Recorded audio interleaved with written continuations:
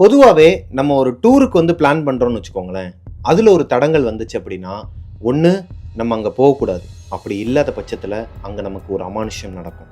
அப்படி தான் நம்ம இது நாள் வரைக்குமே டெவில்ஸ் கிச்சன்லேயே நிறையா ஸ்டோரிஸ்லாம் பார்த்துருக்கோம் இல்லையா? ஆனால் நம்ம போக போகிறது நம்ம குலதெய்வத்தை, அதாவது குலதெய்வத்தை கும்பிட்றதுக்காக சொந்த ஊருக்கு போகிறப்ப ஒரு தடங்கள் வந்துச்சுன்னா அங்கே போகலாமா கூடாதா?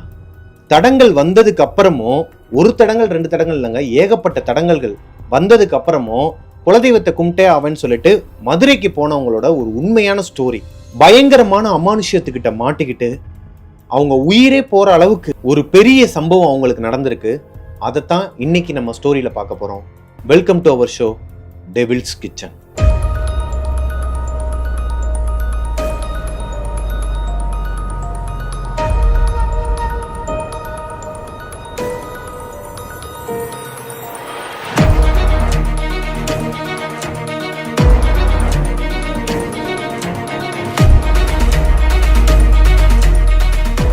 ஹலோ கோஸ்டீஸ், நான் உங்களோட பிரபாகரன். இன்றைக்கி நம்ம பார்க்க போகிற ஸ்டோரி ஒரு குடும்பத்தையே அவங்க இதுக்கப்புறம் வெளியூருக்கே போக வேணாண்டா, சொந்த ஊருக்கே போக வேணாண்டாங்கிற அளவுக்கு அவங்கள பாதித்த ஒரு உண்மை சம்பவத்தை பற்றி தான் பார்க்க போகிறோம். திவ்யா அப்படிங்கிறவங்க மடிப்பாக்கத்தை சேர்ந்தவங்க, சென்னையில். அவங்க தான் எனக்கு இன்ஸ்டாகிராமில் இந்த மெசேஜ் அனுப்பியிருந்தாங்க. இந்த ஸ்டோரியை ஃபுல்லாக எனக்கு அனுப்பியிருந்தாங்க. இந்த ஸ்டோரியை அனுப்பின திவ்யாவுக்கு இப்போ கல்யாணமாகி அவங்களுக்கு 2 குழந்தையே இருக்குதுங்க. ஆனால் இப்போ அனுப்பியிருக்காங்க இல்லையா, அந்த ஸ்டோரி வந்து அவங்க சின்ன வயசில் ஒரு 5th ஸ்டாண்டர்ட் படிக்கும்போது நடந்த ஒரு உண்மை சம்பவத்தை தான் என்கிட்ட ஷேர் பண்ணியிருக்கிறாங்க. வாங்க கதைக்குள்ளே போகலாம். சென்னையை சேர்ந்த ரகு, கமலா இந்த 2 தம்பதியினருக்கு பிறந்தவங்க தான் நமக்கு கதை அனுப்பின திவ்யா. அவங்களுக்கு ஒரு ஆண் குழந்தையும் இருக்குது, அதாவது திவ்யாவுக்கு வந்து தம்பியும் இருக்குது. இவங்களோட பூர்வீகம் வந்து சென்னை கிடையாதுங்க. ரகு அவருக்கு பூர்வீகம்னு பார்த்தீங்கன்னா ஃபுல்லாகவே மதுரை தாங்க. மதுரையில் தான் அவங்க சொந்தக்காரங்க, அவங்க குடும்பத்தில் இருக்கவங்க எல்லாருமே அங்கே தான் இருக்கிறாங்க. ரகு வந்து இங்கே சென்னைக்கு வந்து ஒரு சாஃப்ட்வேர், அதாவது ஐடியில் வேலை பார்க்குற ஒருத்தர் தான். என்னைக்கு சென்னைக்கு வந்தாரோ அன்னைக்கு அவருக்கு லவ் மேரேஜ் ஆகி கமலா அவங்களோட ஒய்ஃப் வந்து மடிப்பாக்கத்தில் தான், மடிப்பாக்கம் தான் அவங்களோட பூர்வீகம். அங்கேயே கல்யாணம் பண்ணி செட்டிலும் ஆயிடுறாங்க மடிப்பாக்கத்திலேயே. அதுக்கப்புறமா கல்யாணமாகி ஒரு 4 வருஷத்துக்கு அப்புறமா தான் அவங்களுக்கு திவ்யாவே பிறந்திருக்கிறாங்க. அதுக்கப்புறம் 1 வருஷம் கழிச்சு அவங்க தம்பி பிறந்திருக்கிறாங்க. ரகு அவரோட குலதெய்வம்னு பார்த்தீங்கன்னா மதுரை பாண்டீஸ்வரர் தாங்க. மதுரை பாண்டி கோயில் தான் அவரோட குலதெய்வங்கிறனால வருஷத்துக்கு ஒரு 2 தடவை இல்லை 3 தடவை எப்பப்பெல்லாம் டைம் கிடைக்குமோ அப்போல்லாம் போயிட்டு வந்துடுவார். இவங்க 2 பேர் லவ் பண்ணிட்டு இருந்த டைம்லையும் சரி, இவங்க கல்யாணம் ஆனதுக்கப்புறமும் சரி, இந்த குழந்தை இவங்க பிறந்ததுக்கப்புறமும் சரி, அவர் ஒரு வருஷத்தில் மினிமம் ஒரு 2 தடவையாச்சும் அவங்க பாண்டீஸ்வரர் போய் பாண்டியப்பனை போய் கும்பிட்டுட்டு வந்துடுவாராம். ஆனால் இந்த குழந்தை பிறந்துச்சுன்னு சொன்னேன் இல்லையா, திவ்யாவுக்கு தம்பி பிறந்தாங்க இல்லையா, அந்த தம்பி பிறந்ததுக்கு அப்புறமா அவங்க ஒரு தடவை தான் போயிட்டு வந்துருக்காங்க பாண்டி கோயிலுக்கு. அந்த வருஷத்தில் இன்னொரு நாள் வந்து பிளான் பண்ணியிருக்கிறாங்க, அவங்களால போக முடியலை. அடுத்து பிளான் பண்ணியிருக்கிறாரு, அடுத்த வருஷம் பிளான் பண்ணியிருக்கிறாரு, அப்பவும் அவரால் போக முடியலை. இப்படியே கிட்டத்தட்ட ஒரு 4 வருஷம் போயிருதுங்க. 4 வருஷமாக அவர் அவங்க குலதெய்வத்தை போய் பார்க்கவே இல்லை. இவங்க வீட்லேயுமே அடுத்தடுத்து சில அசம்பாவிதங்கள்லாம் நடக்குது. என்ன அப்படின்னா, குழந்தை கீழே விழுந்து அவனுக்கு அடிபடுறது, இந்த குழந்தை வந்து வெளியே சைக்கிள் ஓட்டிகிட்டு இருக்கும்போது எதாச்சும் கீழே இடித்து விழுந்து ரத்தக்காவு வாங்குறது, ரத்தம் வர்றது காலில். இவங்க அம்மா வந்துட்டு, அதான் அந்த கமலா இருக்காங்க இல்லையா, அவங்க வந்து வீட்டுக்குள்ளே இருக்கும்போது எப்படி ஆகுதுன்னே தெரியாதுங்க. ஆனால் சம்மந்தமே இல்லாமல் அவங்களுக்கு ஒரு ரத்த காயம் வந்துருமா, ஒரு நாளைக்கு ஒரு தடவையாச்சும் ஒரு ரத்த காயம் வந்துருமா, அவங்க எவ்வளோ கவனமாக இருந்தாலும். அது மட்டும் இல்லாமல் ரகு அவருக்கும் ஆஃபீஸில் நிறையா பிரச்சனைங்க. அவங்களோட டீம் லீடரோட நிறையா பிரச்சனை, சண்டை சச்சரவுன்னு சொல்லிட்டு ஏகப்பட்ட இவங்க குடும்பத்தில் எல்லாருக்குமே அடுத்தடுத்து நெகட்டிவாக தான் எல்லாமே நடந்துகிட்ருக்கு. ரகு அவர் சொல்கிறார் வீட்டில், கமலா நம்ம வந்து வீட்டுக்கு ஒரு தடவை போயிட்டு வந்துடலாம், ஊருக்கு மதுரைக்கு போயிட்டு அப்படியே நம்ம பாண்டியை பார்த்து கும்பிட்டுட்டு வந்துடலாம், எனக்கு நம்ம சரின்னு படலை, நம்ம 4 வருஷம் குலதெய்வம் கோயிலுக்கு போகாத காரணத்தினால தான் நமக்கு இந்த மாதிரிலாம் நடக்குதோ அப்படின்னு சொல்லி சொல்கிறாரு. அப்போ திவ்யா சொல்லியிருக்கிறாங்க, ஆமாப்பா நானும் வரேன், தாத்தா பாட்டியெல்லாம் பார்ப்போம், எல்லோரும் போவோம் ஊருக்கு அப்படின்னு சொல்லி இவங்களும் சொல்லியிருக்கிறாங்க. இப்போ இவங்க குடும்பமாக உட்காந்து தான் டிஸ்கஷன் பண்ணிகிட்டு இருக்கிறாங்க. திவ்யா, அவங்க அப்பா அம்மா எல்லாருமே குழந்தைய வச்சுட்டு ஹாலில் தான் உட்காந்து பேசிகிட்டு இருக்கிறாங்க. அவங்க அப்பா சொல்கிறாரு, அப்போ யார் தடுத்தாலும் என்ன நடந்தாலும் இந்த தடவை நம்ம வந்து ஊருக்கு போகிறத யாராலையும் தடுக்க முடியாது, நம்ம பாண்டியை போய் கும்பிட தான் போகிறோம், நம்ம நாளைக்கே கிளம்புறோம், நாளைக்கு என்னென்ன தேவையோ நான் பஸ்ஸு எல்லாத்தையுமே வந்து நான் புக் பண்ணுறேன்னு சொல்லிட்டு சொல்லி வாயை மூடலையாங்க. ஒவ்வொரு ஒரு சத்தங்க என்னாச்சுன்னு சொல்லிட்டு கிச்சனுக்குள்ளே ஓடி போய் பார்த்தா குழந்தெல்லாம் அழுக ஆரம்பிச்சிருச்சு அந்த சத்தத்துக்கு. அவ்வளோ பெரிய சத்தம். என்னன்னு சொல்லி கிச்சனுக்குள்ளே போய் பார்த்துருக்குறாங்க, வீடு முழுக்க அந்த குழம்பு வச்ச குக்கர் வெடிச்சு, அந்த குக்கர் வெடித்த சத்தம் தான் அவ்வளோ பெரிய சத்தமாக கேட்டிருக்கு. அந்த குழம்பெல்லாம் அப்படியே தெரிச்சிருக்குதுங்க. இப்போ இவங்க அப்பாவுக்கு மனசுக்குள்ளே ஒரு உறுத்தல், என்னடா அது, ஏன்னா இவங்க ஊர்க்காரங்கிறனால இந்த மாதிரி விஷயங்கள்லாம் அவர் ஏற்கனவே குடும்பத்தில் வந்து நெகட்டிவாக தான் நடந்துகிட்டு இருக்கு எல்லாமே. இதுவே தப்பாக இருக்குன்னு சொல்லி நினச்சிட்டு இருக்கிற மனுஷனுக்கு இப்போ ஊருக்கு போயே தீருவோன்னு சொல்லின உடனே இந்த குக்கர் வெடிச்சிச்சுன்னா அவருக்கு எப்படி இருக்கும்? அவர் ஒரு மாதிரி குழம்பி போயிடுறாரு. சரி இந்த பேச்சை இதோட விடுங்க, நம்ம பார்ப்போம் அப்படிங்கிற மாதிரி அந்த பேச்சை அதோட விட்டாங்க. இப்போ ரகு அவருக்கு வந்து வீட்டில் இந்த விஷயத்த சொல்லவே வேணாம். சடனாக பிளான் பண்ணி சடனாக கூட்டு போயிடலாம். இதுக்கப்புறம் பாண்டியை பார்க்காம இருக்கக்கூடாது. குலசாமிக்கு போகணும். டெய்லி அவர் கனவுல வேற வந்து ஏதோ சாமி கனவா அவங்களுக்கு வர மாதிரி அவர் சொல்லிட்டு இருந்திருக்கிறார் வீட்டில். ஆனால் ஊருக்கு கிளம்புற விஷயத்த வீட்டில் யார்ட்டையுமே சொல்லாமல் சடனாக கிளம்பலான்னு சொல்லி அவர் மனசுக்குள்ளே நினச்சிட்டு இருக்காருங்க. நினச்சிட்டு அன்னைக்கு காலையில் எந்திரிச்சிருக்கிறாரு. எந்திரிச்சு குளிச்சுட்டு வெளியே வரும்போது அவங்க ஒய்ஃப் வந்து கத்திருக்கிறாங்க. என்னம்மா எதுவும் சொல்லி போய் பார்த்தா சடனாக எந்திரிச்சு ஒரு மாதிரி உட்காந்து அழுதுகிட்டு இருக்கிறாங்க. என்னம்மா என்னாச்சுமா கமலா என்னன்னு சொல்லி கேட்கும்போது, ஏங்க எனக்கு தூக்கத்துலேருந்து ஏதோ பயங்கரமான கனவாக வருதுங்க. ஏதோ மாடியிலேருந்து விழுகிற மாதிரி அசம்பாவிதமாகவே ஏதோ நடக்கிற மாதிரிலாம் எனக்கு தொடர்ந்து 3 நாளாக வந்துக்கிட்டு தான் இருக்குது. நான் உங்ககிட்ட ஷேர் பண்ணல. இன்றைக்கி கொஞ்சம் ரொம்ப கொடூரமாகவே நடந்துச்சுங்க கனவுல. அதான் அலறி அடிச்சு எந்திரிச்சிட்டேன்னு சொல்கிறாங்க. இப்போ ரகுவுக்கு வந்து என்னடா இது, நம்ம ஃபேமிலிக்கு என்ன தான் ஆச்சு? ஒவ்வொருத்தருக்கா ஒவ்வொரு விஷயமா நடந்துகிட்டு இருக்கு. நம்ம ஊருக்கு போகணும்னு நினைச்சாலும் நம்மளால போக முடியல. குலசாமியவே போய் பார்க்க விட மாட்டேங்குது. இப்போ ரகு அவருக்கு மனசே இல்லங்க. ஒரு மாரி அரை மனசாவே குழந்தைய பார்த்துக்கிட்டே உட்கார்ந்துருக்கிறாரு. அவங்க கமலா போய் குளிச்சு ஃப்ரெஷ் அப் ஆயிட்டு வந்து, அவங்க இருங்க நான் சாமி கும்பிட்றேன்னு சொல்லிட்டு சாமி கும்பிட்டுட்டு எப்பயுமே சாமி கும்பிட்டுட்டு தான் இவர வீட்ட விட்டே வெளிய அனுப்புவாங்க. அதே மாதிரி தான் அன்னைக்கு அவர் சாப்பிட்டுட்டு சாமி கும்பிட போனப்போ, அவங்க ஒய்ஃப் வந்து விளக்கேத்தி வச்சிருந்துருக்காங்கங்க. இவர் சாமிய கும்பிட்டுட்டு மனசுல அதே விஷயத்த நினைச்சிருக்கிறாரு. பாண்டி ஐயா, நான் உங்கள பார்க்க வர்றதுக்கு ரொம்ப தடங்கலா இருக்குது. என்ன விஷயம்னே தெரியல. இவ்வளோ அசம்பாவிதம் நடக்குது. என் குடும்பத்த காப்பாத்துங்க. நான் வந்துட்டு நாளைக்கு நைட்டு நான் என்னோட சொந்த கார் வச்சிருக்கிறாரு. என் கார்லயே நான் கூப்பிட்டுட்டு நான் கிளம்புறேன். இத வந்து யார்கிட்டயும் சொல்லல. நான் உங்ககிட்ட ஒப்படைக்கிறேன். உங்ககிட்ட சொல்றேன்னு சொல்லிக்கிட்டு இருக்கும்போது, அந்த சாமி ஃபோட்டோலேருந்து ஒரு பூ கீழ விழுந்து, எரிஞ்சிட்டு இருந்த விளக்கு இருக்கு இல்லையாங்க, அந்த விளக்குல விழுந்து அணைஞ்சிருக்குதுங்க விளக்கு. இத அவங்க சொல்லும்போது எனக்கு, இது எப்படிங்க இது? அவர் சாமி கிட்ட தான் வேண்டுறாரு. அவங்க குலதெய்வத்துக்கிட்ட வேண்டுறாரு. ஃபோட்டோல வேண்டிட்டு இருக்காரு சாமி ரூம்ல நின்னு. அந்த பூ விழுந்து விளக்கு அணைஞ்சிருக்குதுங்க. அந்த மனுஷனுக்கு இன்னுமே உடையுது மனசு அந்த இடத்துல. என்னடா இது? ஒரு மாரியா இருக்குதே. இப்ப குலதெய்வத்த போய் பார்த்துட்டு வர்றது ஒரு குத்தமா? சாமியே உத்தரவு குடுக்கலன்னு அத எடுத்துக்கிறதா? இல்ல எதர்ச்சியா அந்த பூ விழுந்துச்சான்னு சொல்லிட்டு ஒரு மாரி குழப்பத்திலே போயிட்டு இருந்திருக்கிறாருங்க. வீடுகள்லாம் வந்து கீழ நிலக்கதவுலலாம் ஒண்ணு வச்சிருப்பாங்க. ஸ்லாப் மாரி வரும். கதவோட சேர்ந்து வரும். அதில இவர் யோசிச்சுக்கிட்டே போனனாலயா என்னன்னு தெரியல. ஒரு மாரி யோசிச்சுக்கிட்டே போயிருக்கிறாருங்க. தடுக்கி விழுந்திருக்கிறாரு. சடனா தடுக்கி விழுந்தோனே இவரோட பெருவிரல்ல ரத்தம் வந்து, கால்ல ரத்தத்த பார்த்துட்டு என்னங்க என்னங்க ஆச்சு? ஐயோ உட்காருங்கன்னு சொல்லிட்டு அவங்களுக்கு அந்த டெட்டால்லாம் போட்டு அப்புறமா தான் அனுப்பி விட்டுருக்காங்க. அன்னைக்கு ஃபுல்லாவே ரகு அவருக்கு மைண்ட் ஃபுல்லா டஞ்சனா இருந்திருக்குதுங்க ஆஃபீஸ்ல. எதையோ பத்தி யோசிச்சுக்கிட்டே இருந்திருக்கிறாரு. அன்னைக்கு அங்க ஆஃபீஸ்லயுமே அவருக்கு ஏகப்பட்ட திட்டம். ஏகப்பட்ட திட்டு, ஏகப்பட்ட சச்சரவு. அவரு கான்சன்ட்ரேட் பண்ணாம நிறைய விஷயங்கள்ல வந்து திட்டு வாங்கியிருக்கிறாரு அவங்க டீம் லீடர் கிட்ட. ஒரு மாதிரி அரை மனசாவே அன்னைக்கு ஆஃபீஸ் முடிஞ்சு வீட்டுக்கு வந்த ரகுவுக்கு இன்னொரு அதிர்ச்சி இருந்துச்சு. இந்த கதையை நமக்கு அனுப்பின திவ்யா அவங்களுக்கு சைக்கிள் ஓட்டும் போது கீழே விழுந்து ஏரியாவில் வந்து எல்லாரும் என்னமோ ஏதோன்னு சொல்லி வந்து பார்த்தா மண்டையிலேருந்து ரத்தமாக வந்துருக்குதுங்க. 4 தையல் போட்டிருக்கிறாங்க நெத்தியில். ஏன்டி என்கிட்ட ஒரு வார்த்தை கூட சொல்லணும்னு சொல்லிட்டு ரகு வீட்டில் கத்திருக்கிறாருங்க. எங்க இப்போதாங்க நடந்துச்சு, அரை மணி நேரத்துக்கு முன்னாடி தாங்க நடந்துச்சு. குழந்தைக்கு ரத்தம் போயிட்டு இருக்கு, நான் உங்களுக்கு ஃபோன் போடுவேனா இல்லைன்னா ஹாஸ்பிட்டல் கூட்டு போவேனா? பக்கத்து வீட்டுக்காரங்க எல்லாருமே வந்தாங்க, கூட்டு போயிட்டு இப்போதாங்க வரோம் நாங்கள். இப்போதான் அவளை தூங்க வைக்கிறோம், நீங்கள் கரெக்டாக வந்து இப்போ வந்து கத்திக்கிட்டு இருக்கீங்க, நீங்கள் கொஞ்சம் தனியாக வாங்கன்னு சொல்லிட்டு அவங்கள கூட்டு போனால் ரகு வந்து மனசு விட்டு அழுதுருக்கிறாருங்க. என்னம்மா நடக்குது, என்ன நடக்குது நம்ம குடும்பத்துக்கு? கோயிலுக்கும் போக விட மாட்டேங்குது. சரி கோயிலுக்கு போகாமல் நம்ம வேலையை பார்க்கலாம் பார்த்தா நெகட்டிவாகவே இருக்குது. என்னதான் நடக்குது? இல்லைங்க, நான் உங்ககிட்ட ஒரு விஷயம் சொல்லணும். நீங்கள் போனதுக்கப்புறம் நான் காலையில் பக்கத்து வீட்டுக்காரங்கிட்ட வந்து சொன்னேன். இந்த மாதிரி நாங்கள் கோயிலுக்கு போகணும்னு சொல்லிட்டு அவர் சொன்னாலே எதுனா தடங்கள் வருது. அதான் அவர் தெரியாமல் வந்து பஸ்ஸு புக் பண்ணிடலான்னு இருக்கேன். எனக்கு இந்த பஸ்ஸெலாம் புக் பண்ண தெரியாது. நீங்கள் கொஞ்சம் புக் பண்ணி கொடுங்கக்கான்னு சொல்லிட்டு நான் பக்கத்து வீட்டில் கேட்டிருந்தேன். அவங்க தான் புக் பண்ணி கொடுத்தாங்க. நாளைக்கு நைட்டுக்கு பஸ்ஸு நான் டிக்கெட்லாம் எடுத்து வச்சுருக்கிறேன் பாருங்க அப்படின்னு சொல்லியிருக்கிறாங்க. அப்போது ஊருக்கு போகிறதுக்கு டிக்கெட் எடுத்த அடுத்த செகண்டே, அதாவது அடுத்த ஒரு மணி நேரத்திலேயே தான் இந்த விஷயம் நடந்திருக்குது. இந்த குழந்தை கீழே விழுந்து மண்டையிலேருந்து ரத்தம் வந்திருக்குது. தையல் போட்டு படுக்க வச்சிருக்காங்க. இப்போ தான் இவங்களுக்கு ஒரு விஷயம் புரிய வருது. இப்போதைக்கு நம்ம ஊருக்கு போக வேணாம். ஏதோ சாமியே வந்து தடுக்குது. இது தடங்கள் வந்து சாமியோட தடங்களாக தான் இருக்கும். வேணாம், இப்போதைக்கு வேணாம் அப்படின்னு சொல்லிட்டு அந்த முயற்சியை கைவிடுறாங்க. ஊருக்கே போகலை அவங்க. இப்படியே ஒரு மாதம் போகுதுங்க. இப்போ இவங்க வீட்டில் கொஞ்சம் நார்மல் ஆகுது. இவங்களுக்கு நெகட்டிவாக இருந்த எல்லாமே வந்து கொஞ்சம் பாசிட்டிவ்னு சொல்ல முடியாது, ஓரளவுக்கு குறைஞ்சிருக்கு. ஒரு வழியாக ரகுவும் அவரோட குடும்பமும் அவரோட குலதெய்வம் கோயிலுக்கு மதுரைக்கு கிளம்பிட்டாங்கங்க வீட்டில் இருந்து. இவங்க சென்னையிலேருந்து கிளம்பி செங்கல்பட்டு டோல்கேட்டை கூட தாண்டலங்க. அதாவது செங்கல்பட்டு டோல்கேட்டை தான் தாண்டி இருக்கிறாங்க. ஒரு 500 மீட்டர் டிஸ்டன்ஸ்ல காரு பஞ்சர் ஆயிருக்கு. இப்போ ரகுவுக்கு என்ன பண்றதுன்னு தெரியல. என்னடா இது, சென்னையில இருந்து கிளம்பும் போது எதுவுமே தடங்கள் வரல, கரெக்டா செங்கல்பட்டு டோல்கேட்டை தாண்டோம் இந்த மாதிரி ஆயிடுச்சுன்னு சொல்லிட்டு இப்போ ரகு அவரோட ஃப்ரெண்டு வந்து செங்கல்பட்டுல இருக்கிறாருங்க. அவருக்கு ஃபோன் போட்டு, மச்சான் அந்த மாதிரி கொஞ்சம் பஞ்சர் ஆயிடுச்சுடா, நீ உடனே வாடான்னு சொல்லிட்டு காருக்கு வெளியே இருந்து ஃபோன் பண்ணியிருக்கிறாரு. ஏன்னா ரகு அவங்களோட ஒய்ஃப் கமலாவுக்கு வந்து அவரோட ஃப்ரெண்டு கூட பேசுறது அவங்களுக்கு பிடிக்காது. ஏன்னா ஒரு சில ஃப்ரெண்ட்ஸ் எல்லாம் வந்து சேரக்கூடாதுன்னு சொல்லுவாங்க இல்லையா, அந்த மாதிரி ஃப்ரெண்டு தான் செங்கல்பட்டில் இருக்கிற அவரோட ஃப்ரெண்டு. ஆனால் இப்போ அவர் தான் அவருக்கு வந்து ஹெல்ப்பே பண்ணியிருக்கிறாரு அந்த பஞ்சரான இடத்துல.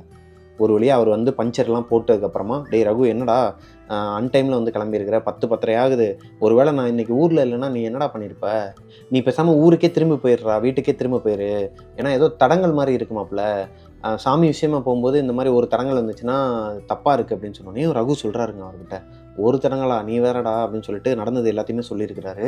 இப்போ அவர் கன்ஃபார்மே பண்ணுறாரு, டே ஏதோ தப்பாக இருக்குது, நீ ஒவ்வொரு தடவையும் ஊருக்கு போகும்போதெல்லாம் எதனா ஒரு தடங்கள் வருது அப்படின்னா அது பெரிய விஷயமாப்ல, நீ பேசாமல் வீட்டுக்கு போயிரு, இல்லைன்னா என் வீட்டில் கூட வந்து தங்கிட்டு அன்டைம் ஆகுது வீட்டில் தங்கிட்டு நீ காலையில் கூட கிளம்பிப்போ மதுரைக்கு. இவர் சொன்ன விஷயம் ரகுவுக்கு பிடிக்கலனாலும், அதாவது அவர் கான்ஃபிடென்ட்டாக இருக்கிறார், நான் மதுரை போயிடுவேன் அப்படிங்கிற ஒரு கான்ஃபிடென்ட்டில் இருந்தாலும், ஒரு வார்த்தை அவர் ஒய்ஃப் கிட்ட போய் சொல்கிறாங்க, கமலா அந்த மாதிரி சொல்கிறான், என் ஃப்ரெண்டு வந்து சொல்கிறான், தடங்களாக இருக்குன்னா நீ என் வீட்டில் கூட வந்து தங்கிட்டு காலையில் கூட போகும்னு சொல்கிறான், போகலாமா அப்படின்னு சொல்லி கேட்டதுக்கு, இதுக்கு தான் அவனை வந்து கூப்பிடாதுன்னு சொன்னேன், கொஞ்சம் தூரம் நீங்கள் போயிருந்தீங்கன்னா யாராச்சும் பஞ்சர் போடுறவங்க இங்கேனே இருந்திருப்பாங்க பக்கத்துலேயே, எதுக்கு தேவையில்லாமல் வந்துட்டு நீங்கள் இந்த மாதிரிலாம் பண்ணுறீங்க, வாங்க கிளம்பலாம், அதெல்லாம் ஒன்றும் இல்லை வாங்க போகலான்னு சொல்லிட்டு அங்கேருந்து வண்டி எடுக்கிறாங்க. இப்போ ஒரு வழியாக கார் அங்கேருந்து ஸ்டார்ட் பண்ணி ரொம்ப நேரமாக ட்ராவலுக்கு அப்புறமா திருச்சியை தாண்டுறாங்க. திருச்சி டோல்கேட்டை தாண்டினதுக்கப்புறமா திருச்சியிலேருந்து இன்னொரு ஒரு 180 கிலோமீட்டரோ இவ்வளோ தான் அவங்க போக வேண்டிய வீட்டுக்கு டிஸ்டன்ஸ் இருக்கிற நேரத்தில் மழை, சரியான மழையாங்க, சரியான மழை அடிச்சிருக்குது. திருச்சி பைபாஸில் இப்போ வண்டி போயிட்டு இருக்குது. சடனாக ஒரு டம்முன்னு ஒரு சத்தங்க, வண்டியை ஒரு மாதிரி அலாஞ்சி ஓரமாக நிப்பாட்டி இருக்கிறாரு. அப்படியே வண்டியை வளைச்சி ஒரு புல்லுக்குள்ளே தான் நிப்பாட்டி இருக்கிறாரு. என்னமோ எதுன்னு சொல்லிட்டு திவ்யா, அவங்க அம்மா, அந்த குழந்தை எல்லாருமே எந்திரிச்சு பார்க்கும்போது குழந்தைய அழுக ஆரம்பிச்சிருக்கு. என்னன்னு சொல்லி பார்த்தா ஒரு மாதிரி இருடின்னு சொல்லிட்டு ஒரு மாதிரி ஹார்ட் பீட்லாம் ஒரு மாதிரி போய், என்ன நான் போய் பார்க்குறேன்னு சொல்லிட்டு வெளியே போய் பார்த்துருக்குறாருங்க. அந்த மலையில் இறங்கி போய் பார்த்தா ஒரு டயர் பஞ்சரு, ஆல்ரெடி பஞ்சரான டயரே மறுபடியும் பஞ்சர் ஆயிருக்கு.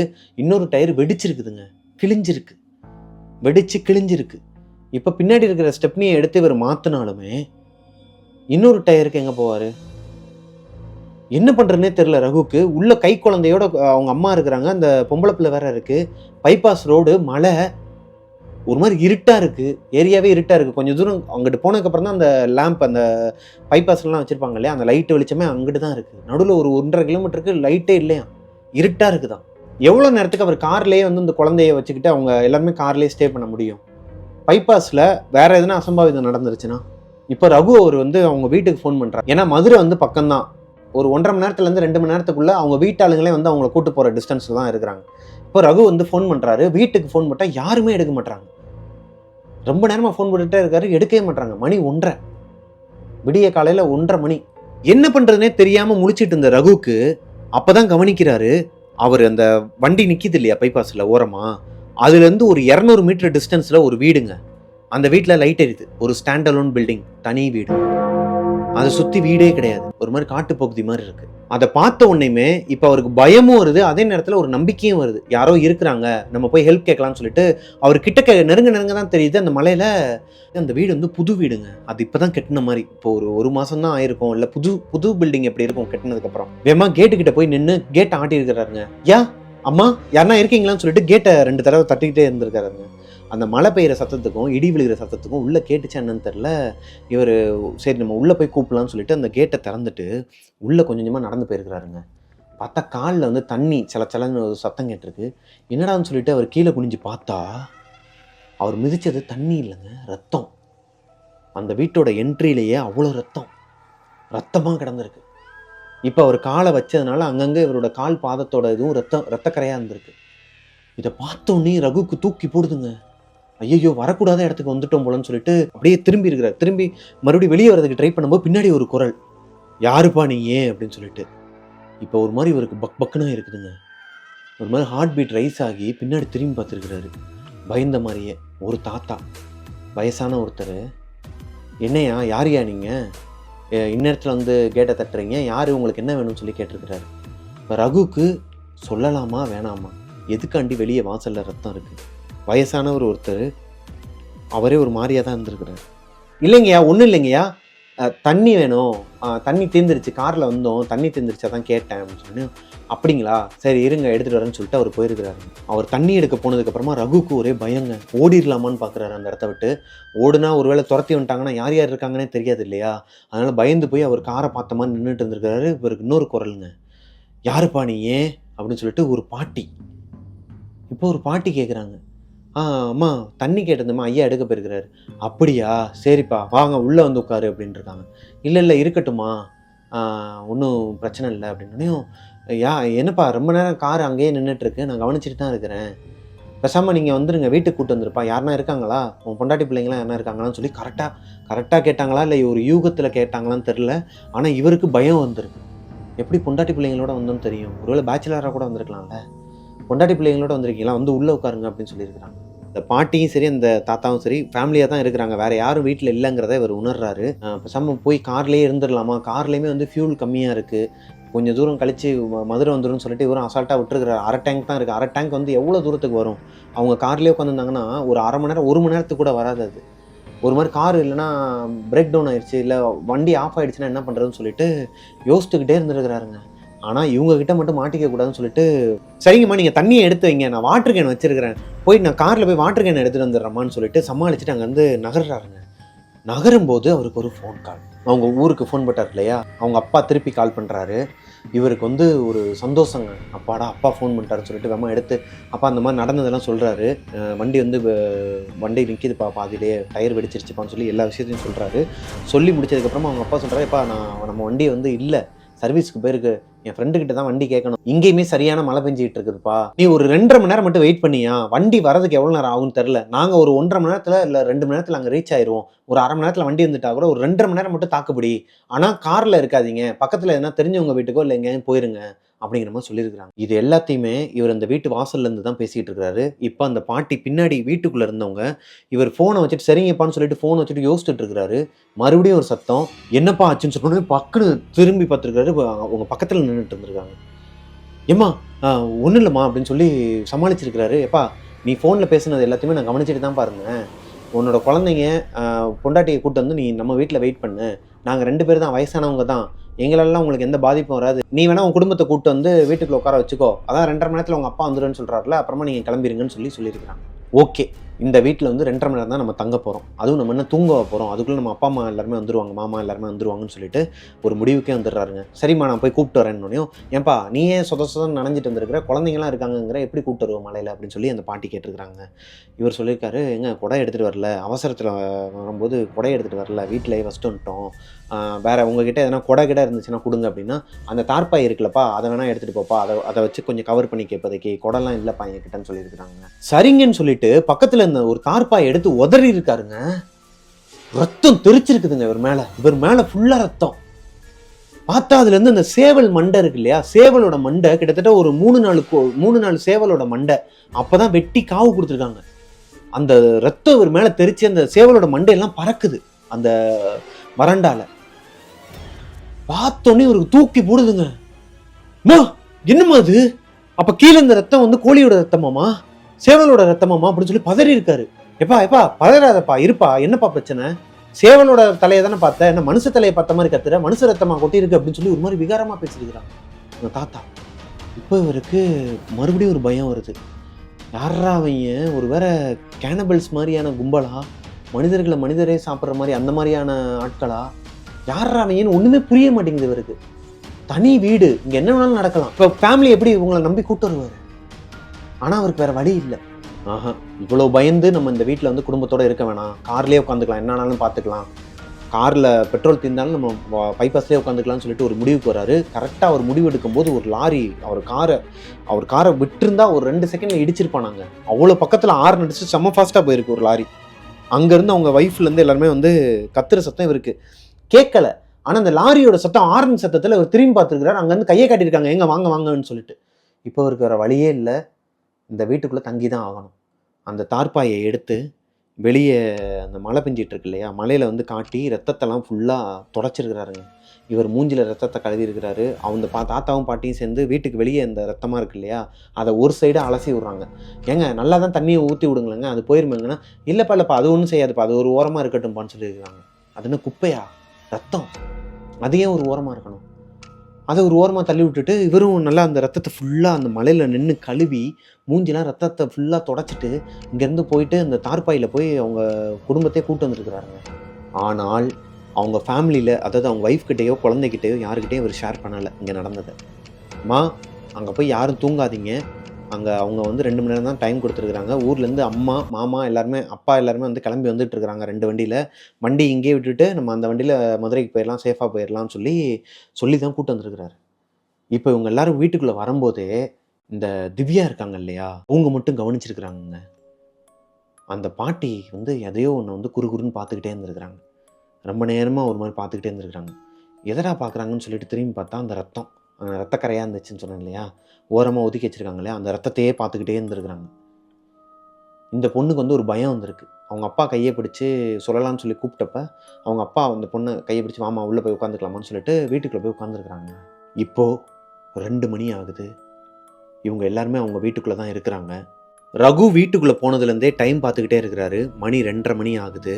அவங்க அப்பா கிட்டேருந்து எதனா ஃபோன் வருமா, இல்லை மாமா கிட்டேருந்து எதனா ஃபோன் வருமானு சொல்லிட்டு ஃபோனையே பார்த்துக்கிட்டு இருக்கிறாரு. இவங்க யாரையுமே தூங்க விடாமல் வச்சுட்டு இருக்கிறாரு. பாட்டி மட்டும் ரூம்குள்ளே படுத்து தூங்கிட்டு இருக்கிறாங்க. அதாவது தூங்க போகிறேன்னு சொல்லிட்டு போயிட்டாங்க. இந்த தாத்தா மட்டும் ஹால்லே உட்காந்து இவங்க எல்லாரையுமே பார்த்துக்கிட்டே இருக்கிறாரு. இவங்க குடும்பத்தை பற்றி விசாரிக்கிறாரு. எதுக்கு இங்கே வந்தீங்கன்னு சொல்லி விசாரிச்சுட்டு இருக்கிறாரு. இந்த மாதிரி கேள்வியெல்லாம் கேட்டுக்கிட்டே இருக்கும்போது அவங்க ஒய்ஃப் பதில் சொல்லிக்கிட்டே இருக்கிறாங்க. இவர் ஒரு மாதிரி திரு முழிச்சு அவங்கள வீடையே நோட் பண்ணிகிட்டே இருந்திருக்கிறாருங்க. அந்த வீடு எப்படி இருந்திருக்குன்னா, வெளியே வந்து சூப்பராக ஒரு புது வீடு மாதிரி இருந்துச்சு இல்லையா, வீட்டுக்குள்ளே பார்த்தா அங்கங்கே நூலாம்படையாக இருக்குதுங்க. நூலாம்படையாக இருந்திருக்குது. அந்த வீடை வந்து ஒதுக்கவே இல்லை. ஒரு புது வீடாக இருந்தால் எதுக்கு அங்கங்கே வந்து நூலாம்படையாக இருக்கணும்? ஒரு மாதிரி பாழடைஞ்ச பங்களா மாதிரி. அதை கிச்சனுக்குள்ளெல்லாம் வந்துட்டு பார்த்தீங்கன்னா கரப்பாம்பூச்சி ஓடுது, எலிலாம் ஓடுது, இந்த மாதிரி நிறைய விஷயங்கள் அவர் கவனிச்சிருக்கிறாரு. அது மாதிரி முக்கியமான விஷயம், அவங்க வீட்டுக்குள்ளே சாமி ரூமே இல்லை. ஏன்னா வீட்டுக்குள்ளே வந்ததுலேருந்தே ஃபுல்லாக பார்த்துக்கிட்டு இருக்கிறாரு. பெரிய வீடுலாம் கிடையாதுங்க. கீழே வந்து ஒரே ஒரு ஹாலு, கிச்சனு, ஒரு பெட்ரூமு, ஒரே ஒரு காமன் பாத்ரூம், மேலே வந்து மொட்டை மாடி தான். மேலேயும் ரூம்லாம் கிடையாது. வீட்டுக்குள்ளே போனதுலேருந்தே ரகு அவரோட கை குழந்தை, அந்த 2வது பையன் இருக்கான்ல, பிறந்த குழந்தை, அந்த பையன் அழுதுகிட்டே இருந்திருக்கிறாங்க. ரொம்ப அலறி அடித்து அழுதுகிட்டே இருந்திருக்கிறான். என்னமோ எதுன்னு சொல்லிட்டு எப்பயுமே இவங்க பாடுற அந்த ரைம்ஸாக இருக்கட்டும், இல்லை அவங்க ஃபோனில் அந்த ரைம்ஸ் போட்டு காட்டுறதா இருக்கட்டும், என்ன பண்ணாலுமே அந்த பையன் வந்து அழுகிறத நிப்பாட்டவே இல்லையாங்க. ஒரு மாதிரி அழுதுகிட்டே இருந்திருக்கிறான். இவரோட பர்ஸ்ல இருந்து இவரோட குலதெய்வம் பாண்டியோட திருநீர் இருந்திருக்குங்க. அதை எடுத்து பூசி விட்டுருக்கிறாரு. அந்த பையன் கொஞ்சம் அழுகையை நிறுத்தி கொஞ்ச நேரத்துக்கு அப்புறமா லைட்டாக அப்படியே தூங்க வச்சிருக்காங்க. தூங்கி இருக்கிறான் அந்த பையன். திவ்யா என்ன பண்றாங்கன்னா, அதாவது ரகு அவரோட குழந்தை இருக்காங்க இல்லையா, நமக்கு இந்த கதை அனுப்பினவங்க, திவ்யா என்ன பண்றாங்க அப்படின்னா, அந்த ரூம்குள்ளேயே ரொம்ப நேரமா வாட்ச் பண்ணிக்கிட்டே இருந்திருக்கிறாங்க. அங்கனக்குள்ள ஏதோ ஒரு கருப்பு உருவம் நிற்கிற மாதிரியே அவங்களுக்கு தெரிஞ்சிருக்குது. ஒருவேளை பாட்டி வந்து எதனா ஆபத்து இருக்கும்ல, பாட்டிக்கு எதனா ஆபத்துன்னு சொல்லிட்டு என்ன பண்ணியிருக்கு இந்த குழந்தை, அங்கேருந்து குடுகுடுன்னு ஓடி இருக்குதுங்க. பாட்டி அப்படின்னு சொல்லிட்டு வேமா ஓடி இருக்கிறாங்க அந்த ரூம்குள்ள. இந்த தாத்தா வந்து ஏய் அப்படின்னு சொல்லிட்டு ஒரு மாதிரி கத்திருக்கிறாரு. கத்துனது கூட கண்டுக்காம அந்த குழந்தை வேமா ஓடி இருக்குது. உங்க அப்பா என்னமோ சொல்லிட்டு பின்னாடியே ஓடி இருக்கிறாருங்க. ஓடி போய் உள்ள அந்த குழந்தை உள்ள போயிருச்சு. அந்த கதவை திறந்துட்டு உள்ள போய் பார்த்தா அந்த ரூம்ல வந்துட்டு எல்லாமே டேமேஜ் ஆகி போய் கிடந்திருக்குதுங்க. அந்த ரூம்ல ஒரு பராமரிப்பே கிடையாது. ஒரு மாதிரி நூலாம்படையா இருக்கு. அந்த உடஞ்சி போன ஒரு கட்டில், அங்கிட்ட அந்த பக்கம் பார்த்தா மாலெல்லாம் காஞ்சி போய் கிடந்திருக்குதுங்க.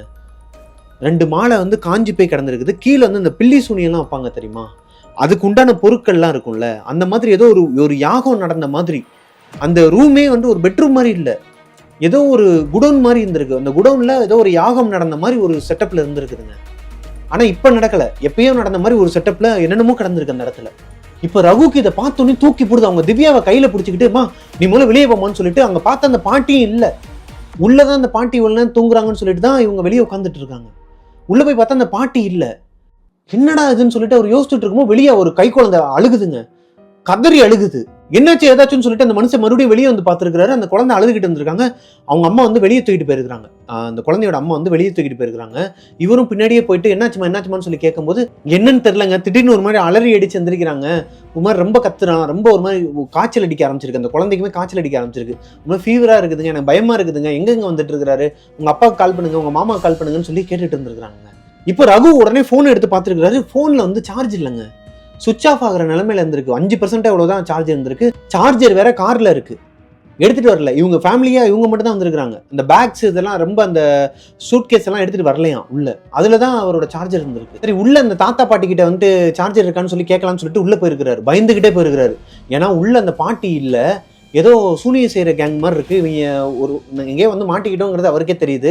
மிஞ்சி போனா இன்னொரு ஒரு அரை மணி நேரத்துல அவங்க அப்பா அம்மா வந்துருவாருங்கிறது அவருக்கே தெரியும். அவங்க சொன்ன டைமிங்ல உள்ள போய் சார்ஜ் போடலாம்னு சொல்லிட்டு, சார்ஜர் இருக்கா தாத்தா, ஐயா, அம்மான்னு சொல்லிட்டு உள்ள போயிருக்கிறாருங்க. உள்ள போய் பார்த்தா யாருமே இல்லை. ஹாலில் போய் பார்த்துருக்கிறாரு, யாருமே இல்லை. அந்த தாத்தா உள்ள பாட்டியும் இல்லை. கிச்சனில் போய் பார்த்துருக்கிறாரு, யாருமே இல்லை. ரூமில் ஏதோ சத்தம் கேட்டிருக்கு.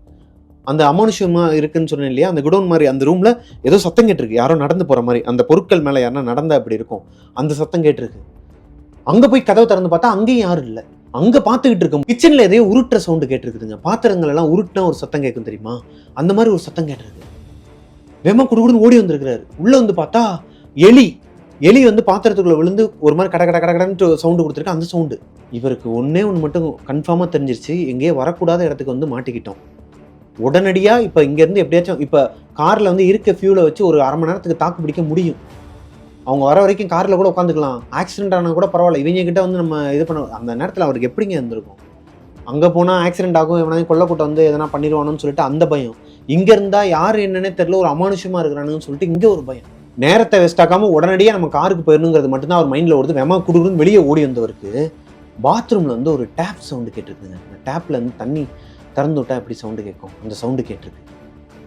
சவுண்டு கேட்டனையும் ஒரு பாத்ரூம்குள்ளே ஒரு வேளை எப்படி 2 பேர் இருக்க முடியும்? ஆனால் ஏதோ நடக்குதுடா, ஒருவேளை இவங்க யாருன்னே தெரியாமல் என்ன பண்ணுறது, இது நமக்கு தேவையில்லாத விஷயம். உடனடியாக நம்ம குழந்தைங்களையும் பொண்டாட்டியும் காப்பாற்றணும்னு சொல்லிட்டு வெமா வெளியே ஓடி இருக்கிறாரு. வெளியே வந்தவருக்கு ஹாலில் வந்து பார்த்தா ஒரு ஷாக்கு. கதவு மூடி இருக்கு, மெயின் டோர் மூடி இருக்கு. அந்த ஜன்னல் வழியா திடீர்னு கையை வச்சு டம்னு யாரோ கதவையும் ஜன்னலையும் வந்து தட்டுறாங்க.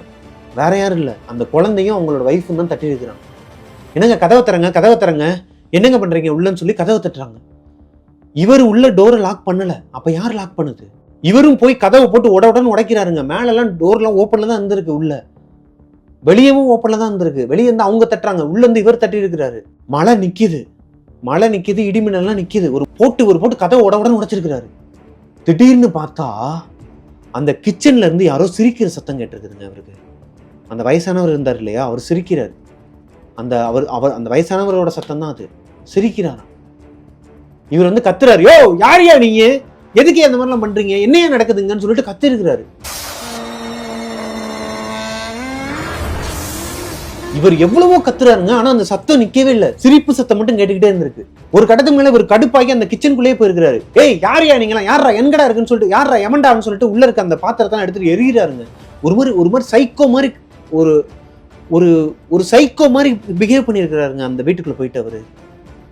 இவர் அந்த கிச்சன்ல இந்த மாதிரி எல்லாத்தையும் போட்டு உடைச்சிட்டு இருக்கும்போது அந்த பக்கம் ரூம்ல யாரோ சிரிச்சிருக்கிறாங்க. என்ன செய்யறோன்னே தெரியாம ஒரு பைத்தியமா இருந்திருக்கிறாருங்க ரகு அந்த வீட்டுக்குள்ள. அந்த கிச்சன்ல ஒரு மாதிரி வெளியே தன்னோட குடும்பம் இருக்கதையே மறந்து ஒரு மாதிரி சைக்கோவா பிஹேவ் பண்ணியிருக்கிறாரு. யாரா இருந்தாலும் வாங்கடா சொல்லி எடுத்து எரிஞ்சுக்கிட்டு இருக்கும்போது ஒரு செகண்ட் அந்த சிரிப்பு சத்தம் அடங்குதுங்க, அமைதியாகுதுங்க இடமே. வெளியே அவங்க வைஃப் வந்து தட்டிட்டு இருக்க சத்தம் மட்டும்தான் கேட்குது அவருக்கு. திடீர்னு அந்த பெட்ரூம் இருக்கு இல்லையா, அதுக்குள்ள இவங்க கை குழந்தை அழுகிற சத்தம் கேட்குது. அவ்வளோ கோபத்தில் இருந்த மனுஷனுக்கு ஒரு நிமிஷம் அமைதியாகி அந்த குழந்தை சத்தம் கேட்ட உடனே அழுதுகிட்டே வேமா ஓடி இருக்கிறாரு அந்த ரூம்குள்ள போய் பார்த்தா அவ்வளோ நேரம் அந்த இடத்துல ஒரு பொம்மை கிடையவே கிடையாதாங்க, ஒரு குழந்தை பொம்மை. அந்த குழந்தை பொம்மை எரிஞ்சு போய் கிடந்திருக்கு. ஒரு மாதிரி எரிஞ்சு போய் பழைய பொம்மையா. அவ்வளோ நேரம் பார்த்துருக்கிறாரு உள்ள என்னென்ன இருக்குன்னு. அவங்க அந்த திவ்யா உள்ள ஓடும் போதே பார்த்துருக்கிறாரு. ஆனால் இப்போ ஒரு குழந்தையோட பொம்மை வந்து அந்த இடத்துல கருகி போய் ஒரு மாதிரி கிடந்திருக்குதுங்க. அந்த பூஜை நடந்த அந்த செங்கல் அந்த இதெல்லாம் கருகி போய் சொன்னேன் இல்லையா, அது மேலே கிடந்திருக்கு நடுவில். இப்போ இதை பார்த்தோன்னே ரகுக்கு அழுகையாக வந்து ஒரு மாதிரி பயந்து போய் எந்திரிச்சு அங்கேருந்து ஓடுறாருங்க மெயின் டோரை நோக்கி. மெயின் டோரில் போயிட்டு ஆல்ரெடி அவங்க ஒய்ஃப் வந்து கதவை தட்டிட்டு தான் இருக்கிறாங்க.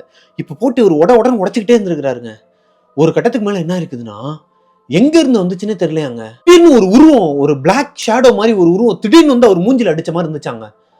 மயக்கம் போட்டிருக்கிறாரு. அந்த இடத்துல மயக்கம் போட்டு விழுந்துட்டார். வீட்டுக்குள்ளேயே மயக்கம் போட்டு விழுந்துருக்கிறார்.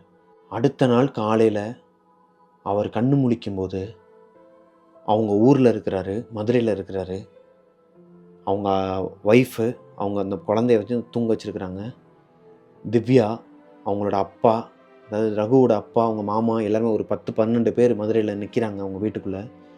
இவருக்கு வந்து நல்லா திருநீர்லாம் பூசி விட்டு எந்திரிச்ச உடனேயும் என்னாச்சுப்பா, என்ன நடந்துச்சு அப்படின்னு சொல்லி கேட்குறாரு. ஒருவேளை இவருக்கு வந்து இது ஒரு கெட்ட கனவு, கனவுலேருந்து எந்திரிச்சிருக்கிறோமோங்கிற ஒரு மைண்டில் தான் எந்திரிச்சிருக்கிறாரு. ஆனால் கனவுலேருந்து எந்திரிக்கிறவருக்கு எதுக்கு 10 பேர் சுற்றி நின்று வேடிக்கை பார்க்கணும் அவரை, திருநீர்லாம் பூசிட்டுங்கிற ஒரு டவுட் வந்து கேட்டிருக்கிறாரு. என்னாச்சு, அந்த வீட்டில் என்ன நடந்துச்சு அப்படின்னு சொல்லி கேட்டிருக்கிறாரு.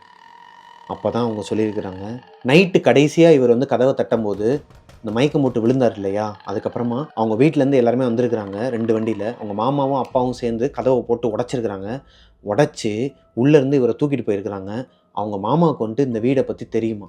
அதாவது அதோட ஸ்டோரி என்ன அப்படின்னா, ஆல்ரெடி சொத்து பிரச்சனையில் அப்பாவும் அம்மாவும், அதாவது சொத்து பிரச்சனையில் வயசான 2 பேர் தன்னோட குழந்தைங்கலாம் வந்து சொத்து பிரச்சனைக்காண்டி ரொம்ப அடிச்சுக்கிறாங்க, அவங்கள வந்து வதைக்கிறாங்க, எனக்கு உனக்குன்னு சொல்லிட்டு ரொம்ப டார்ச்சர் பண்ணுறாங்கன்னு சொல்லிட்டு அவங்க 2 பேருமே பூச்சி மருந்து குடித்து அந்த இடத்துல இறந்துருக்குறாங்க. அந்த இடத்துல முதல்ல ஒரு வீடே கிடையாதாங்க, ஒரு எம்டி லேண்டாக தான் இருந்திருக்கு. அந்த இடத்த தான் பிரித்து கொடுக்குறதா சொல்லியிருக்கிறாங்க. ஆனால் இவங்க எல்லாருமே ஒற்றுமையாக இல்லாததை பார்த்துட்டு அவங்க 2 பேரும் பூச்சி மருந்தை குடிச்சிட்டு செத்துருக்குறாங்க. நாங்கள் இறந்ததுக்கு அப்புறமாச்சும் நீங்கள் ஒற்றுமையாக இருக்கணும்னு சொல்லிட்டு. ஆனால் இறந்ததுக்கப்புறமே அந்த சண்டை தொடர்ந்து இருக்குது. அந்த இடத்துல வந்துட்டு ஒரு வீடு கட்டியிருக்கிறாங்க. ஆனால் அந்த வீடு கட்டி நாளே வந்துட்டு பால் காய்ச்சும் போது, இப்போ இறந்து போன வயசானவங்க இருக்காங்க இல்லையா, அவங்களோட முதல் பிள்ளை, அவரோட ஒய்ஃப் வந்து பால் காய்ச்சிட்டு இருக்கிறாங்க. அங்கனக்குள்ளே ஏதோ ஒரு ஆணி மாதிரி நீட்டிகிட்டு இருந்திருக்குதுங்க. என்னடா இது ஆணின்னு சொல்லிட்டு சும்மா கையில் வந்துட்டு கையிலேயே ஆட்டி எடுக்கிற மாதிரி தான் இருந்திருக்கு.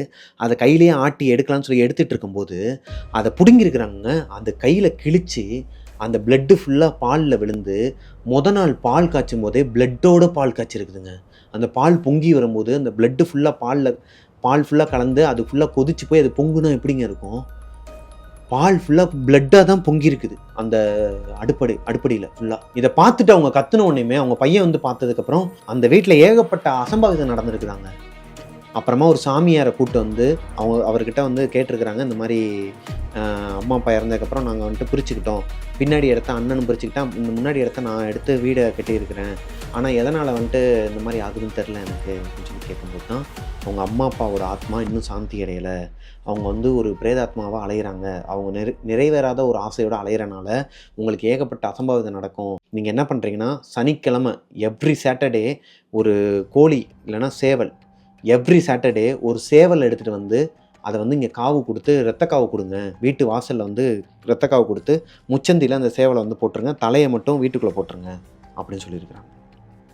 அப்போது ரகு முதல்ல உள்ளே வரும்போது ரத்தக்காவு, அந்த முன்னாடி ரத்தமாக இருந்தது அந்த சேவலோட ரத்தம். தார்பாயை எடுக்கும்போது அந்த கோழித்தலைலாம் பறந்துச்சு இல்லையா, சேவல் தலைலாம், அது அவங்களுக்கு கொடுத்த காவு.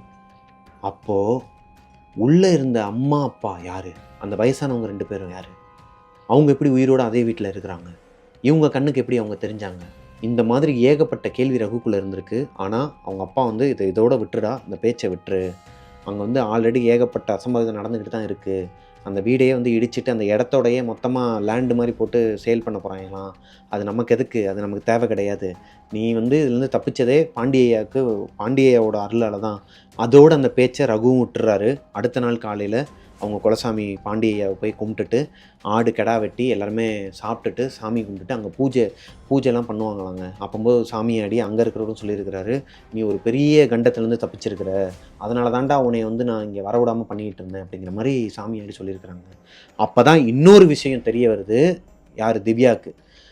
இவங்க அம்மாக்கிட்டையும் அவங்க அப்பா கிட்ட, அதாவது ரகுவோட ஒய்ஃப் கிட்டையும் அவரோட அப்பா கிட்டையும் கோயிலில் வச்சு சொல்லிட்டு இருக்கிறாராம், அந்த பாண்டி கோயிலில் வச்சு சொல்லிட்டு இருக்கிறாராம், நான் ஆல்ரெடி வந்து கிளம்பி வரும்போதுக்கெலாம் நிறையா ட்ரை பண்ணியிருக்கிறேன், ஒரு தடவை பூ விழுந்துச்சுன்னு சொன்னேன் இல்லையாங்க, பூ வந்து விழுந்துச்சுன்னு சொன்னேன்ல, அப்போ இவர் பஸ் டிக்கெட் போடலான்னு சொல்லி எந்த பஸ்ஸில் புக் பண்ணலான்னு சொல்லிட்டு இருந்தாரோ அந்த பஸ்ஸு அன்னைக்கு நைட்டு இவங்க எல்லாரும் அந்த பஸ்ஸில் மதுரைக்கு போயிருந்தாங்கன்னா ஆக்சிடெண்ட்டில் இவங்களும் இறந்துருப்பாங்க. அந்த பஸ் வந்து ஆக்சிடெண்ட் ஆகிருக்கு அடுத்த நாள்.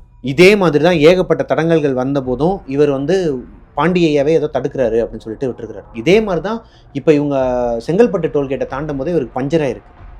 ஏகப்பட்ட தடங்கல்களோடு தான் இவர் இந்த வீட்டுக்குள்ளே வந்திருக்கிறார். அதாவது இந்த திருச்சிலேயே ஒரு வண்டி நின்றுருக்கு. ஒருவேளை இந்த சம்பவத்தினால தான் பாண்டியையா வந்து இந்த மாதிரி பண்ணாரா, மதுரை பாண்டி இப்படி பண்ணாரா, இல்லை இவருக்கு இது எதர்ச்சியாக நடந்த ஒன்றா, எதர்ச்சியாகவே நடந்தாலும் அந்த வீட்டில் அவங்க அப்பா அம்மா ஆத்மா வந்து இன்னும் ஏன் சுற்றிக்கிட்டு இருக்கு, அது மாதிரி இவங்க கண்ணுக்கு எப்படி தெரிவாங்க, இவர் கண்ணுக்கு தெரிஞ்சால் மட்டும் பரவாயில்ல, இவங்க ஃபேமிலியோட கண்ணுக்கே அவங்க தெரிஞ்சிருக்கிறாங்க. இப்படி பல கேள்விகள் எனக்குள்ளே இருக்குது.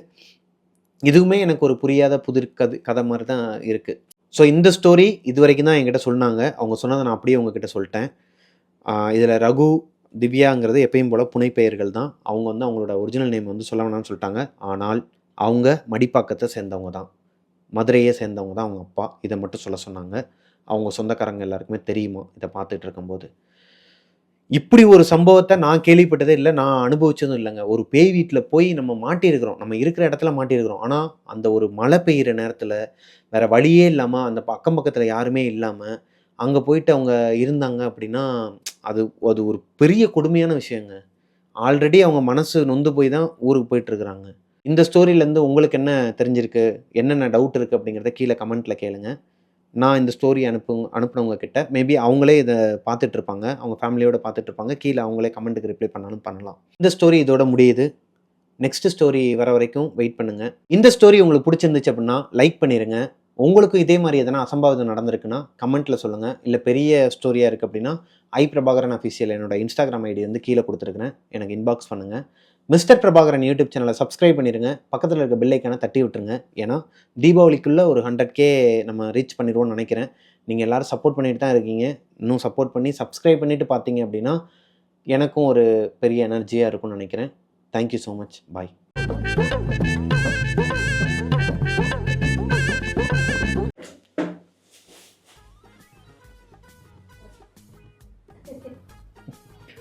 சலக்கு புழக்குன்னு சத்தம் கொடுக்காம இருங்கப்பா. ஒன்று இருந்தாலே சமாளிக்க முடியாது. இல்லை 2.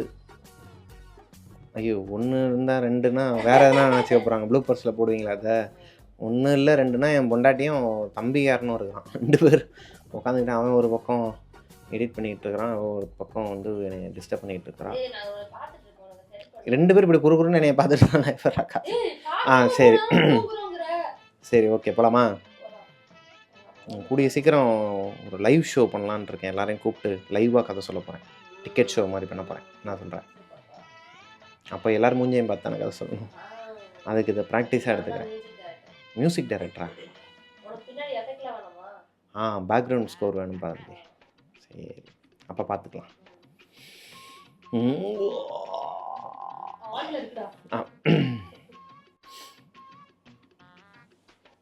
உனக்கு மட்டும் எப்படிதான் திவ்யா, கமலா, விமலா இருப்பா பிரியா பெண்களா கதை அனுப்புறாங்கன்னு தெரியல. பெண்களா அனுப்புறாங்க, பசங்களா அனுப்பியிருக்காங்க சொல்லியிருக்கேன் நான். நீ பெண்கள் ஸ்டோரிக்கு தான் ரொம்ப கான்சென்ட்ரேஷன் பண்ணு. ஏன்பா யாராவ? அவங்க நிறைய யார் நல்லா அனுப்புகிறாங்க கரெக்டாக இருக்குன்னு பார்த்து தான்ப்பா பேச முடியும், சொல்ல முடியும். சும்மா ஏனாதானு போட முடியுமா? அதில் ஒரு உண்மை இருக்கணும். அடாங்க பசங்க இதுவும் போட்டிருக்கேனப்பா. அந்த கருப்பர் ஸ்டோரிலாம் ஒரு பையன் இது பண்ணுறது தானே. அப்புறம் இன்னொரு நிறையா இது போட்டிருக்காங்க. ஏய் அமைதியாக இருங்கடா. ஏசியவும் போட்டு வைக்க மாட்டாங்க, சொதன்னு ஆகுது எனக்கு. இது ஹீட்டை ஊடுருவோம், பிளாக்கு தெரியும்ல? ஆமாம், சூரிய வெளிச்சம்னு கிடையாது, வெளிச்சம் இல்லாத இடத்துலையும் ஹீட்டை வந்து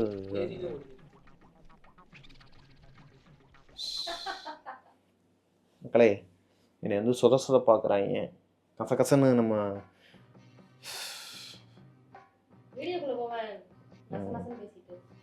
நானா ஏண்டா அங்கங்கே ஒரு சின்ன சின்ன துகள்களாக அந்த வெளிச்சத்துக்கு தூசி பறக்குதுப்பா. க்ளீன் பண்ணுங்கடா ரூமு.